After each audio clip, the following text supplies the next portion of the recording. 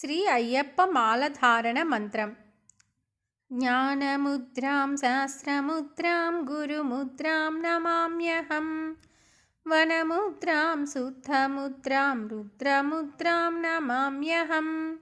शान्तमुद्रां सत्यमुद्रां व्रतमुद्रां नमाम्यहम्। शबर्याश्रमसत्येन मुद्रां पातु सदापि मे। गुरुदक्षिणया पूर्वं तस्यानुग्रहकारिणे। शरणागतमुद्राख्यं त्वन्मुद्रां धारयाम्यहम्। चिन्मुद्रां केचरीमुद्रां भद्रमुद्रां नमाम्यहम्। शबर्याचलमुद्रायै नमस्तुभ्यं नमो नमः।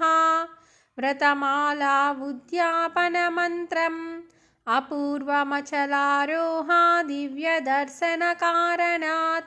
शास्त्रमुद्रात्मका देवा देहि मे व्रतमोचनम्।